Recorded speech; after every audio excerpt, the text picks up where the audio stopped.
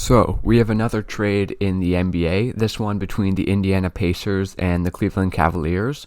The Indiana Pacers are sending Caris LeVert and a 2022 second round pick via Miami to Cleveland for Ricky Rubio, Cleveland's lottery protected 2022 first round pick, a 2022 second round pick via the Houston Rockets, and a 2027 second round pick via the Utah Jazz. So, let's talk about Cleveland first because they're getting the player in the deal, Caris LeVert. And I think this has been rumored, and it does make sense because the Cavs do need some guys who can be secondary ball handlers and who are sort of the wing-ish type, and Caris LeVert is that. He's 6'6", which is sort of the size the Cavs need. They have Darius Garland, who's a small guy, and then they have lots of bigs, of course, which has been part of their success this year in getting them what has been a top 5 seed in the Eastern Conference so far. So LeVert sort of fills a hole that was created when they got the injuries to Sexton and to Rubio, who they just traded. So yeah, it makes sense from that point of view. Caris LeVert, he's averaging 19 points a game this season, 4 rebounds, 4 assists. His three-point shooting has been a bit down, and I think that's going to be one of the determining factors as to whether he's a success on this team.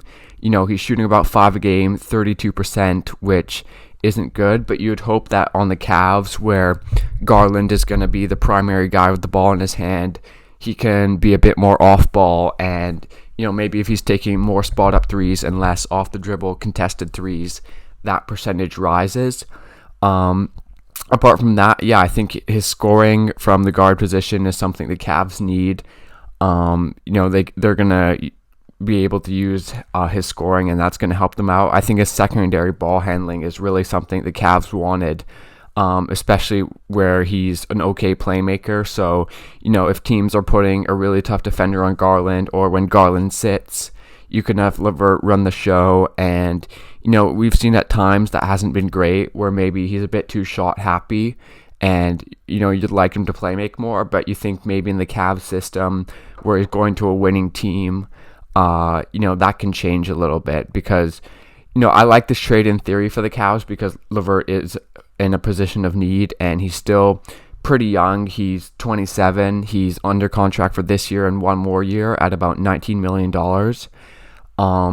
So like those things are all pretty good, but what worries me is that he's taking too many shots and that he's being sort of the LeVert we've seen at times for Indiana, where it's not great and it's more about him, and that could really hurt this Cavs team, which is really fun with Garland and Allen and Mobley and Markkanen and Kevin Love, and, you know, they're sort of an unselfish team, and yeah, they're a really fun team. So if LeVert buys into his role and he gives them the secondary ball handling, he gives them spot-up shooting, he gives them some scoring, and he plays well defensively, this is a massive get for the Cavs and someone who can really, really help them out. But if not, I think I have a few concerns. In terms of the return for the Pacers, I think this is a pretty decent return. Rubio is nothing. He's an expiring contract. He's out for the season. But first-round pick from the Cavs, lottery protected.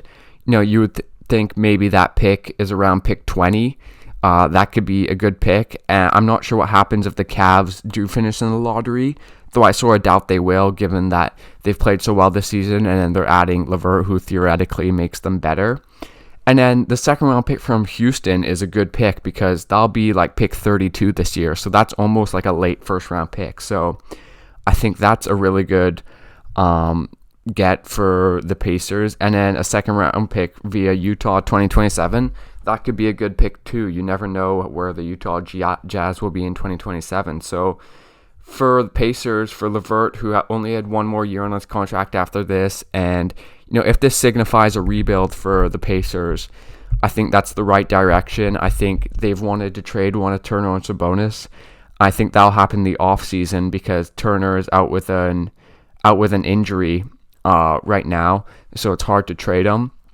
So yeah, I think it's a good return for the Pacers to get a first-round pick, a pick that's almost like a first-round pick from the Houston pick, and then another second, and then, yeah, get off LeVert.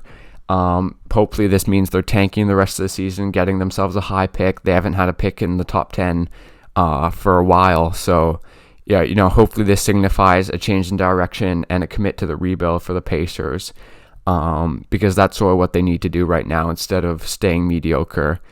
And yeah, for the Cavs, they clearly believe in this team. I think this team for the Cavs has shown that they are a good team, and I think LeVert is a good get. Though I do have a few concerns with him hijacking the offense a bit too much. This also means that they didn't give up Colin Sexton, who is also out for the season. But could Sexton, could they re-sign him this offseason and their three guards be Garland, Sexton, and LeVert for the future? I think that makes sense. I think LeVert has some size, 6'6". That's really a plus when playing with two smaller guards like Colin Sexton and Darius Garland. And yeah, I think it can work because LeVert can do a little bit of playmaking. And the Cavs need a wing. So overall, if I were to give trade grades, I would say a B+ for the Pacers, maybe like an A-. This is a pretty good package, I think, for LeVert. And then for the Cavs, I'll say a B right now. I like the idea. I like that they're going in with this team, but still a guy who can help them out in the future because he's still pretty young. I do have a few concerns. But anyways, thanks for watching. Leave a like and subscribe.